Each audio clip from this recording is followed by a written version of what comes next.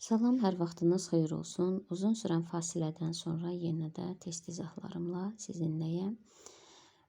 Bu dəfəki mövzumuz bakteriyalar haqqında olacaq. Bakteriyalarda məsələ izahına keçməzdən əvvəl bakteriyalar haqqında müəyyən bir məlumat vermək istəyirəm. Slayddan da göründüyü kimi bakteriyalar mikroskopik ölçülü, yalnız bir hüceyrəli, xemosintez edici, təbii ki də nüvəsiz prokaryot orqanizmlərdir. Onlarda deməli nə mitoz, nə də meyoz prosesi etmir. Bu şəkildə isə eukaryot hüceyrə ilə prokaryot hüceyrənin fərqi göstərilib. Bu sxem əsasında da bakteriyaların qidalanma tipləri qeyd olunub. İndi isə keçək məsələlərin izahına. Test izahlarını Biologiya 2025-ci il test toplusundan deməli başlamaq istəyirəm bu bölməyə. Deməli, məsələlərin izahını demək buradan 41-ci məsələdən başlayaq. Demək, əlverişli şəraitdə 2 sutka ərzində bir ilkin bakteriya hüceyrəsindən neçə nəsil yaranır? İlk öncə deyim ki, bakteriyalar hər 20 dəqiqədən bir bölünür. Maksimum 20, minimum 30 dəqiqədən bir bölünür və bunu mən 2 üssü n düsturu ilə hesablayıram. Ən rahat formada belə bir düsturu tətbiq eləyək. Deməli, buradakı n həm nəsillərin sayıdır, nəsil sayı, həm 20-30 dəqiqə sayıdır. 20-30 dəqiqələrin sayıdır. Və burada da bizə deyir ki, deməli, əlverişli şəraitdə 2 sutka ərzində bir ilkin bakteriyadan. 2 sutkadır. Bir sutkada bir bakteriya 72 nəsil əmələ gətirir. 72 nəsil əmələ gətirir. Biz bu 72 nəsli hardan tapırıq? Demək, bir saatda 3-20 dəqiqədən bir maksimum götürsək, 3 20 dəqiqə var. 20 dəqiqə və sutkamız 24 saatdır. 24-ü də 3-ə vursaq 72.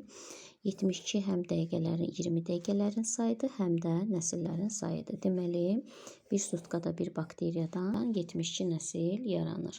Bizə də 2 sutka verdiyinə görə, deməli 2 sutkada isə 72-ni 2-yə vuraq və bu da 144 nəsil edəcək. 42-ci məsələdə əlverişli şəraitdə 2 saat ərzində 2 ilkin bakteriyadan neçə bakteriya əmələ gələr? Deməli, 2 saat ərzində desə, 1 saatda 3-ü 20 dəqiqə var. 2 üssü 3 şəklində, 2 saatı isə 2 üssü 2 saatımız saat. 2 üssü 6 şəklində yazıram. 2 üssü 6, yəni bu 2 saatı dəqiqəyə çevirsəm, 60 dəqiqəyə vursam 120 dəqiqə daha rahat formada deyim. Bunu da 60-a bölürük və neçə alınacaq? 22 saatı 60-a, üzr istəyirəm, 20-yə. Burada da 6, 20 dəqiqə alınacaq. Bax, bu 6, buradan alınan 6-dır. 2 üssü 6, o da eləyəcək 64. Deməli, 2 saat ərzində bir bakteriyadan 64, 2 bakteriyadan isə 64 vurulsun 2, 128 bakteriya əmələ.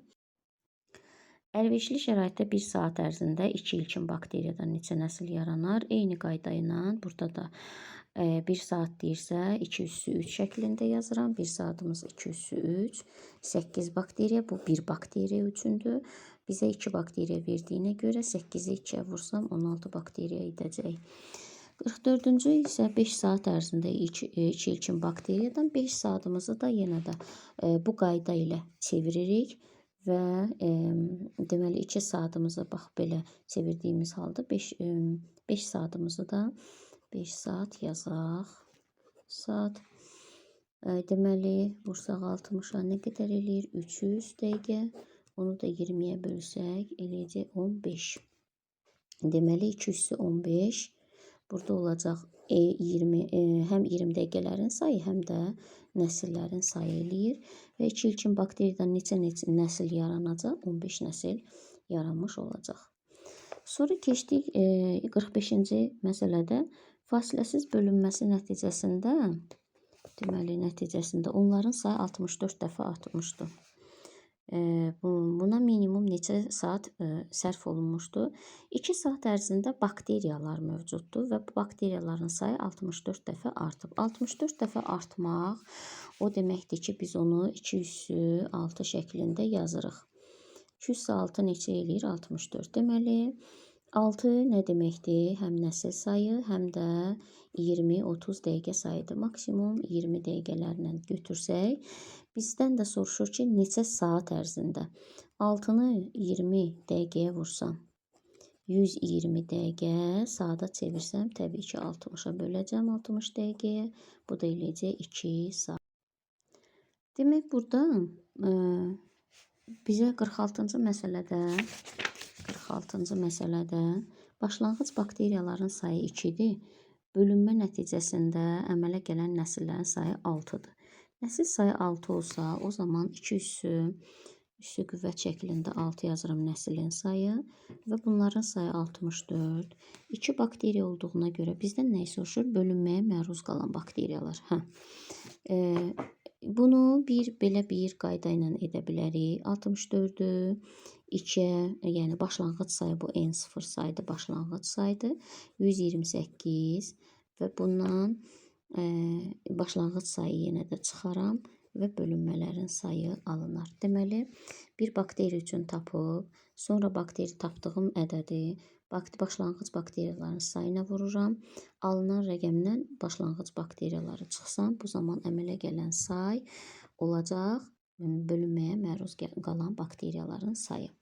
47-ci məsələdə isə 2 başlanğıc bakteriyanın 2 saat ərzində deməli, bölünmənin 4-cü mərhələsinə məruz qalan bakteriyaların sayını A qədər verib, yaranan nəsillərin sayı da B-dir. Bizdən də A-la B-nin cəmini soruşur. Deməli, 2 başlanğıc bakteriya və 2 saat. 2 saat gördümsə, yenə yazıram 2 saatımızda 6-20 dəqiqə var və 2 üssü 6, 64. Demək, nəsil sayı bizdən nə qədər olacaq? 6 nəsil sayı olacaq. Gəldik indi hara? Bölünmənin 4-cü mərhələsinə məruz qalan. 4-cü mərhələ görən kimi yazırıq 2 üssü 4. Məruz qalma deyirsə, bu zaman bölünmələrin sayından birini çıxıram. 2 üssü 3, məruz qalan 8 bakteriya olur. Bir bakteriya üçün 8 bakteriya olur. Və bizə də başlanğıc sayı 2 verdiyinə görə 8-i vururam 2-yə. Belədir 16. Deməli, 16 olacaq bölünməyə məruz qalan ümumi bakteriyaların sayı, yəni A. Və nəsillərin sayı isə olacaq 6, yəni bu da B. Bizdən də A və B-nin cəmini soruşduğuna görə A üssə gəl B, 6 üssə 16 bərabərdir 22. Deməli, 48-ci məsələdə nə deyir? Burada X-ın müəyyən edir. İlkin bakteriya bizə məlum olan ədəd, bu cədvəldə məlum olan 128-dir. Yəni, o birincidə gördüyümüz, bax, 128-dir. Və burada 2 bakteriya verilib. 128-i əvvəl 2-yə bölərəm. Çünki eyni vaxtda bölündüklərinə görə bakteriyalar, ona görə bunu 1 sayına gətirirəm. Yəni, bir bakteriya başlanğıc sayı gətirirəm. 2-yə bölürəm. Eləyir neçə? 64 bakteriya. 64-ü yazıram 2 üssündə 6 şəklində. Çünki mənə burada nəsillərin sayı lazımdır. 2 üssü 6. Nəsil sayı eləyəcək burada 6, yəni A olacaq 6. A-nı tapdıqdan sonra növbəti xanada yerinə yazıram. Yəni 2 vurulsun 6, 12. İlkin bakteriyanın sayı ikinci halda oldu 12. Alınan nəsillərin sayı isə 6-nı 2-yə bölürəm, eləyir 3. 3, 12 və alınan fərdlərin sayını deyir. 3 indi nəslin sayıdır. Düzdür. Biz buradan bakteriyaların sayını almaq üçün 2 üssü 3 şəklində yazıram bunu. Çünki nəsil sayı 3-dür. Bu eləyir 8. 8 və başlanğıc sayda 12 olduğuna görə bir bakteriya üçün aldığım sayı 12 rəqəminə vururam. 12. və bu da neçə eləyir? 96. Deməli, alınan fərdlərin sayı 96 və x-in qiyməti də 96-ya bərabərdir. Növbəti məruz qalan, bölməyə məruz qalma 49-cu məsələdən də bir yazaq 49-cu məsələni və burada 20 qapalı, yəni burada saat, ümumiyyətlə bakteriya məsələlərində birinci saata fikir vermək lazımdır ki, neçə saat deyir, o saatı biz deməli dəqiqəyə çevirib 2 üstündə qüvvət şəklində, 2 qüvvəti şəklində yazırıq. 1 saat deyirsə, 1 saatda neçə 20 dəqiqə oldu? 3, 20 dəqiqə oldu. 3, 20 dəqiqə. Və yazıram 2 üssü n, 2 üssü 3 və bu da eləyir 8. Bu, bir bakteriya üçündür. Amma bizə verilən say 20 bakteriyadır. O zaman 8-i 20-yə vururam. 160 və çıxıram. Bayaq dediyim kimi n0-dır bu. Başlanğıc bakteriyaları və bu da 140-a bərabər olacaq. Bu da belə. 50-ci məsələdən. Bir dənə də 50-ci məsələdən yazaq. Deməli, 4 ilkin bakteriya sayı olub 2048. Minimum neçə saat sərf olunub. Deməli, baxaq ki, burada bizə deyir ki, 4 bakteriya 2048-ə çatıb sayı. Deməli, bunu yenə də biz bir sayına gətiririk. Yəni, bir bakteriya üçün saya gətiririk. Çünki bunların hamısı eyni saatda bölünürlər. 4-ə bölsəm 512. 512-ni də 2 üssü n, 2 üssü 9 şəklində yazıram. Və bu 9 20 dəqiqələrin sayıdır. 9-u 20-yə 20, o da eləyir neçə? 180 dəqiqə. Və bizdən də soruşur ki, neçə saat? Saat dediyinə görə 180 dəqiqəni də 60-a bölsəm, o da eləyəcək, yəni 60 dəqiqəyə bölsəm 3 saat eləyəcək. Cavabımız da elə 3 saatdır. Sonra deməli, bunlar eyni yollarla həll olunacaq bir məsələlərdir. 53-cü məsələyə bir baxmaq istəyirəm. 53-cü məsələdə nə var? Deyir ki, 5 ilkin bakteriya intensiv çoxalaraq 320 ədəd sayı əmələ gətirib və bu zaman axırıncı bölünmə mərhələsində 5 ilkin bakteriyadan birini neçə fərd iştirak edib. Deməli, bizdə nə deyir? Belə qoyaq yazaq. Deməli, 5 bakteriyadır 520. Gəl bir sayına gətirək bunu əvvəlki birinci mərhələyə. Bölək 5-ə.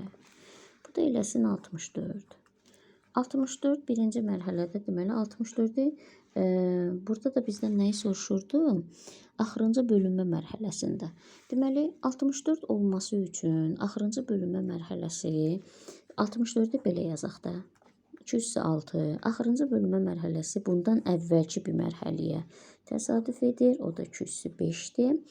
Yəni axırıncı bölünmə burada gedib əmələ gətirib 64 bakteriyanı. Onda 205 şəklində yazsam bu eləyir 32. Yəni ki, sonuncu mərhələdə, axırıncı bölünmə mərhələsində say 32 idi və onların sayı 2 dəfə də artıb oldu 64. Bölünmə axırıncı burada gedir. Demək, bizdən də soruşur ki, axırıncı mərhələdə 5 ilkin bakteriyanın birini neçə fərd iştirak edirdi? Təbii ki, burada da olacaq məhz 32. Deməli, bir də deyirəm, burada 320 fərd əmələ gəlmişdi. 5 bakteriya idi. 5-ə böldüm 1 sayını. 1 bakteriya üçün sayı tapdım 64-dür. Deməli, burada axırıncı bölünmə dediyinə görə 64-ə çatmamış. Deməli, 32, yəni ən qısa variantda bunu belə yazırıq. Daha geniş variantda da, məsələn, 1 bakteriyadan 2 bakteriya, nə bilim, deyək ki, 4 bakteriya və yaxud da gedək 16, 32, bu variantında yazacağım. 64, axırıncı bölünmə mərhələsi burada gedib də ki, 64 bakteriya alıb. Ona görə də bunu 206 şəklində yazıram və axırıncı mərhələ, bölünmə mərhələsi dediyinə görə 6-dan 1-i çıxıb 205 şəklində yazıram və birinin də neçə fərd iştirak eləmiş olur? 32 fərd iştirak etmiş olur. Bu məsələlər də eynən bayaq həll etdiyim məsələlər kimidir. Yəni onlardan istifadə eləyərək bu məsələlərin də həllinə baxa bilərsiniz. Daha doğrusu həll edə bilərsiniz. Burada bir də mən belə bir məsələyə baxmaq istəyirəm. Gəlin 56-cıya da baxaq. Biraz 56-cı məsələdə nə deyir? Deyir ki, 2 saat ərzində 4 ilkin bakteriya. 2 saatımızı yenə də deyirik ki, 2 saatımızı belə yazırıq. 2 üssü n, 2 saatda 6 da 20 dəqiqə var. 2 üssü 6, düzdür. Və bu da eləyir neçə? 64. Və bizdən də 4 ilkin bakteriyada maksimum əmələ gələn bakteriya sayını soruşur. Ona görə də mən bunu 4-ə vururam. Eləyir 256. Bunu tapdım. İndi bizdə nə deyir? Deyir ki, bu vaxt ərzində baş verən bölünmələrin sayından nə qədər çoxdur? Biz dedik ki, bölünmələrin sayı, deməli başlanğıc sayı, bakteriyanın biri üçün tapdığım sayı, başlanğıc sayı vururam, alınan rəqəmdən yenə də başlanğıc sayı çıxıram. 252 olacaq bölünmə sayı və ya bölünməyə məruz qalma sayı. İndi bu say bundan nə qədər çoxdur? Təbii ki, burada 4 vahid çox olacaq. 256-dan çıxıram 252-ni, bu da eləyəcək necə? 4. Və 57-ci məsələdə isə nə deyir? 57-də deyir ki, 2 saat ərzində əmələ gələn bakteriyanın ümumi sayı 768 olarsa, 2 saatımızı nəyə çevirəcək yenə? 2 üssü n qüvvət şəklində yazıram. 2 üssü n, yəni 2 üssü 6, 64 və əmələ gələn sayı 768-dir. İndi bu bir bakteriya üçün idi, düzdür? Və bizə də bu qədər bakteriya verib. O zaman 768-i 64-ə bölərəm, taparam başlanğıc bakteriyaların sayı eləyəcək 12 və 12 ilkin bakteriyanın sayı deyirsə, deməli başlanğıc bakteriyalarda elə 12 olacaq. Və 59-cu məsələdə nə cür yazaram? Demək, yenə də cədvələ baxsam, görürəm ki, burada nə var? Məlum ədəd olaraq bizdə 8 var. 1 saat var, 8 var. 1 saatı görən kimi yazıram 2 üssü n, yenə düsturunu yazıram. 1 saat daha doğrusu o deməkdir ki, orada 3-20 dəqiqə var. 2 üssü 3, 8.